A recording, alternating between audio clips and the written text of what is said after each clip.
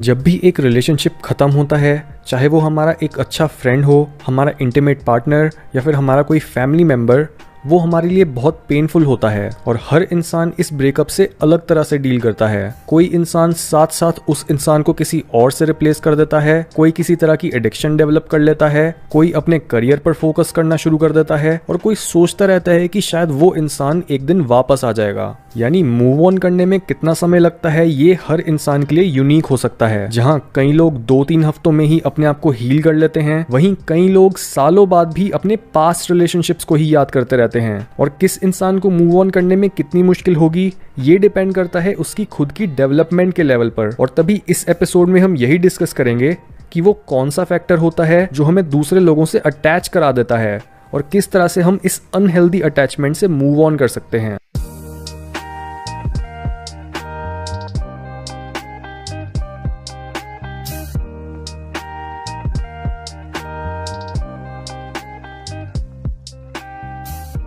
इस प्रॉब्लम को हम 3 पार्ट्स में डिस्कस करेंगे। सबसे पहले हम यही डिस्कस करेंगे कि अनहेल्दी अटैचमेंट होती क्या है। सेकेंडली, हमारी स्पिरिचुअल ग्रोथ हमारे रिलेशनशिप्स को कैसे अफेक्ट करती है। और थर्डली, हम बात करेंगे कि आप अपने इस ट्रॉमा को हील कैसे कर सकते हो। हर इंसान के अंदर एक नेचुरल लॉन्गिंग होती है होल यानी कंप्लीट बनने की, क्योंकि पैदा होने से पहले हमारे अंदर मेल और फीमेल दोनों सेक्सेस की पोटेंशियल यूनाइटेड होती है। यानी हम कुछ भी बन सकते हैं, मेल भी और फीमेल भी, लेकिन इस समय पर हम बस प्योर पोटेंशियल हैं। और ये वो जगह है जहां पर इन ऑपोजिट्स का मिलन ऑलरेडी हुआ पड़ा है। ये हमारी साइकी के लिए परफेक्ट स्टेट होती है, जबकि अपनी इस होलनेस को अलग अलग पार्ट्स में डिवाइड करके हम अपनी ट्रू आइडेंटिटी खो देते हैं और पूरी जिंदगी इसी होलनेस को गलत जगहों पर ढूंढते हुए सफर करते रहते हैं। एग्जाम्पल के तौर पर, जो मेल्स काफी फेमिनिन होते हैं और उनमें मैस्कुलिनिटी की कमी होती है, वो एक ऐसी पार्टनर ढूंढ लेते हैं जो फीमेल होने के बाद भी मैस्कुलिन ज्यादा होती है।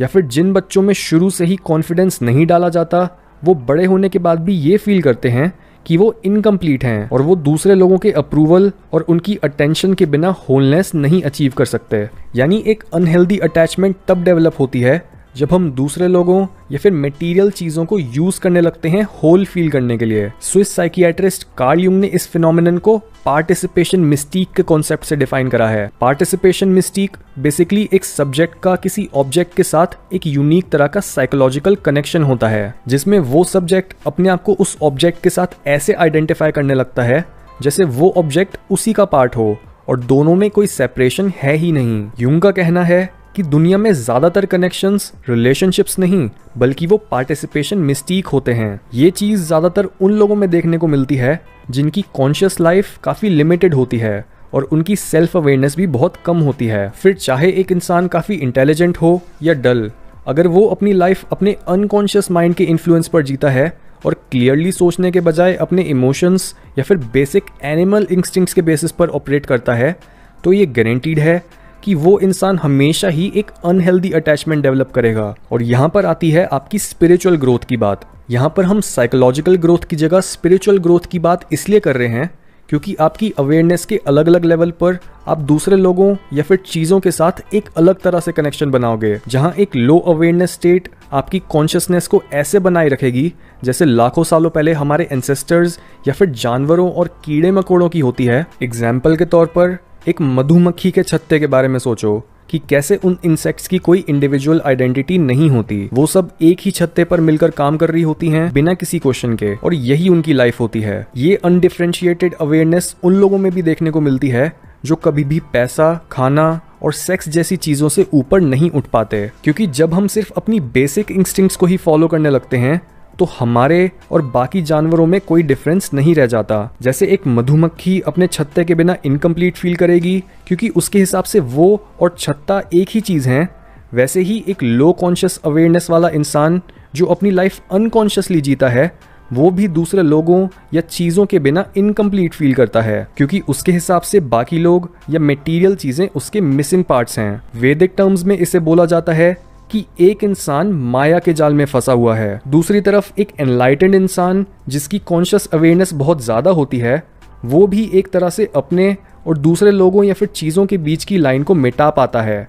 लेकिन एक हेल्दी वे में, जिसे बोलते हैं वननेस या फिर नॉन डुअल अवेयरनेस। इस तरह का इंसान दूसरे लोगों या फिर चीज़ों के बिना इनकम्प्लीट फील नहीं करता और ना ही वो किसी दूसरे पर डिपेंडेंट रहता है अच्छा महसूस करने के लिए, क्योंकि वो ऑपोजिट्स यानी रियलिटी की डुअल नेचर के पार जा चुका होता है। अपनी book the psychology of kundalini yoga में कार्ल युंग ने चक्रास का मेटाफर देते हुए बोला है कि हम अपने फिजिकल सेंटर्स में जितना नीचे जाते हैं उतना ही हम एक सेपरेट सेल्फ की कॉन्शियसनेस खोते जाते हैं और एक कलेक्टिव स्टेट में आ जाते हैं। जितनी नैरो आपकी कॉन्शियसनेस होती है उतना ही आप पार्टिसिपेशन मिस्टीक की स्टेट में होते हो, और जब तक आप सबसे नीचे वाले सेंटर पर पहुंचते हो तब तक आप अपनी पूरी पर्सनल कॉन्शियसनेस खो चुके होते हो और आपकी ईगो बस आपके नाम से ज़्यादा कुछ नहीं रह जाती। और तभी आपका गोल भी हमेशा यही होना चाहिए कि आप अपनी इन लोअर स्टेट से ऊपर उठो, ताकि ना तो आप एक रिलेशनशिप में नीडी बनो और ना ही रिलेशनशिप खत्म होने के बाद ये सोचकर रोते रहो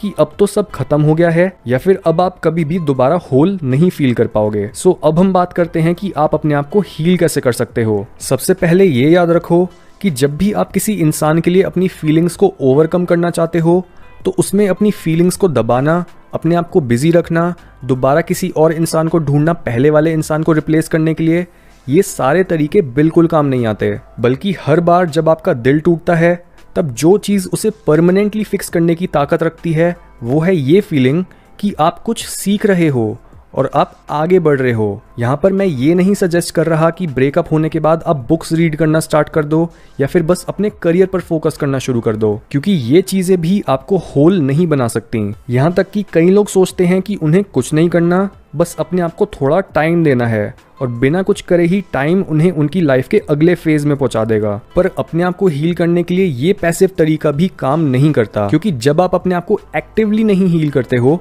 तो आपका पेन अनकॉन्शियस बन जाता है और वो वहां से आपको कंट्रोल करने लगता है। इसलिए असली सॉल्यूशन है लाइफ की अंडरस्टैंडिंग, विजडम, यानी ये समझना कि आपके साथ हुआ क्या, आपकी लाइफ की स्टोरी क्या है और आपने क्या क्या गलतियां करी हैं, ताकि अगर आपकी लाइफ में वो सिचुएशन दोबारा आए जिसमें आपका चाहने वाला आपको छोड़ देता है, आप दोनों किसी वजह से दूर हो जाते हो या फिर उनकी डेथ हो जाती है, तो आप उस सिचुएशन को एक ज्यादा मैच्योर तरह से हैंडल कर पाओ। इस तरह से अपने पास्ट में से इनसाइट्स लेने का सबसे सिंपल मेथड होता है अपने पास्ट के बारे में लिखना, जिसे बोलते हैं थेरेप्यूटिक जर्नलिंग या फिर एक्सप्रेसिव राइटिंग, जिसमें आप अपने ट्रॉमा को काफी डिटेल में अनपैक करके और अपनी अनकॉन्शियस मेमोरीज को ट्रिगर करके उन्हें अपने कॉन्शियस माइंड में लाने की कोशिश करते हो। ये तरीका आपकी कॉन्शियस अवेयरनेस को एक्सपैंड करेगा, जिससे आप सिर्फ किसी इंसान से मूव ऑन ही नहीं कर पाओगे बल्कि उसके साथ साथ आप अपनी ट्रू आइडेंटिटी के टच में भी आ पाओगे, जो पूरी दुनिया से यूनिक है।